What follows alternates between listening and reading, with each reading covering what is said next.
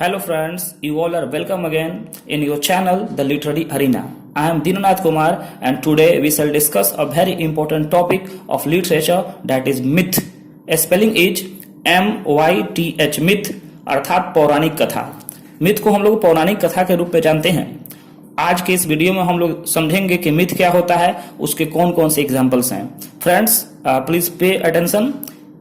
पहले हम लोग डेफिनेशन देखेंगे मिथ का। ए myth is a traditional story. Traditional का स्पेलिंग है TRADITIONAL। ध्यान से एक बार देख लेंगे आप। A myth is a traditional story that typically explains the beliefs or customs of a culture, often involving supernatural or heroic beings।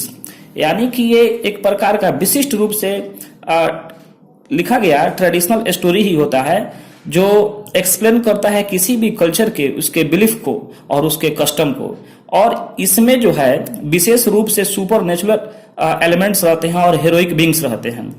Myths often feature super natural और extra ordinary characters. इसमें extra ordinary character के बारे में हम लोग बात करते हैं। इसके कैरेक्टर्स जो होते हैं एक्स्ट्रा ऑर्डिनरी कार्य करते हैं, इसलिए वो एक्स्ट्रा ऑर्डिनरी होते हैं, और कुछ घटनाएं भी जो होती हैं वो भी एक्स्ट्रा ऑर्डिनरी ही होती हैं। They are typically passed down orally from generation to generation. और मिथ जो होता है जनरली जो है एक जनरेशन से दूसरे जनरेशन तक पहुंचता है, वो ओरली ही पहुंचता है। लिखा भी जाता है बट ये जनरली हम लोग देखते हैं कि ये ओरली ही मौखिक रूप से ही आगे बढ़ता है। They can be found in the folklore of cultures around the world. ये फोकलोर जो है लोक कथा है, लोक कथाओं के माध्यम से जो है सारे विश्व में ये छाया हुआ है, वहां तक फैलता है। They often serve as a way to reinforce cultural norms and values and provide explanation for the mysteries of the world।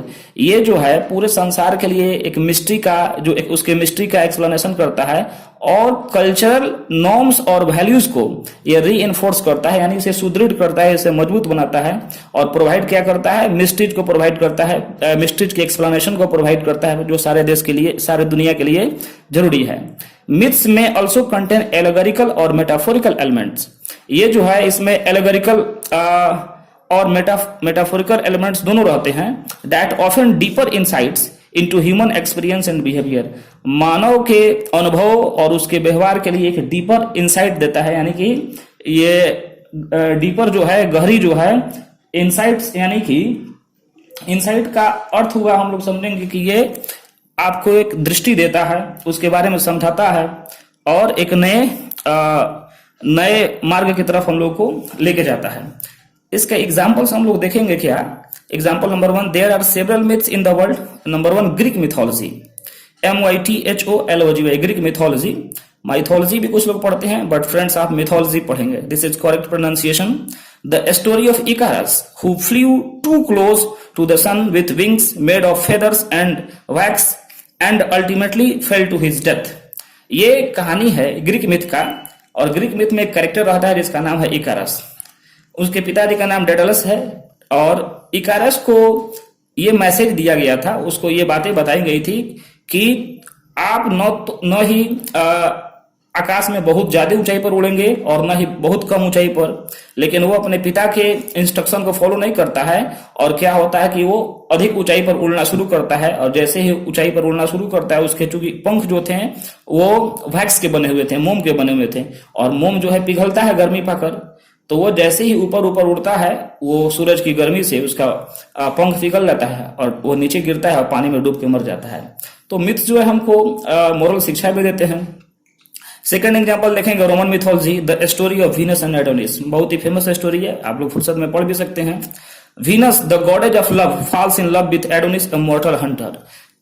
खूबसूरती की देवी, सुंदरता की देवी वीनस हैं, वो धरती पर आती हैं और वहां पे उनकी मुलाकात एक होती है मॉर्टल ह्यूमन बींग से। वो ह्यूमन बींग है जिसका नाम है एडोनिस, और उससे उनको प्रेम हो जाता है। बट फाइनली क्या होता है, Adonis is killed by a wild boar. एक जंगली सुअर से जो है एक वाइल्ड बोर से जो है उसका सामना होता है और उसका हंटिंग करते हुए ये मारा जाता है।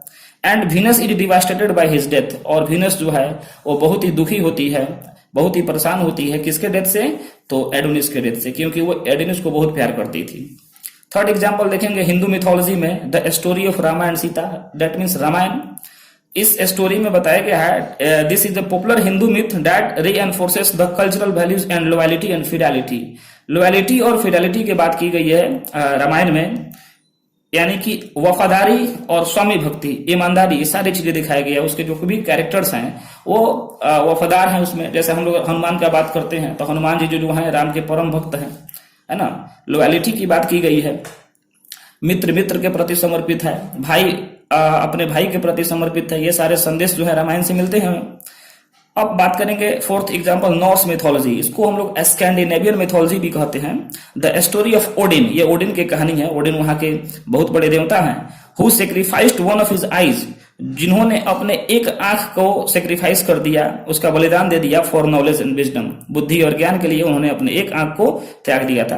तो ये तरह तरह के मिथ्स जो हैं, हर एक देशों का अपना अलग अलग मिथ होता है, हम लोग उसके बारे में पढ़े हैं। Dear friends, thank you very much. हम लोग मिलेंगे नेक्स्ट वीडियो में, तब तक के लिए धन्यवाद। मेरे चैनल को सब्सक्राइब करें, अधिक से अधिक लोगों तक शेयर करें। Thank you very much.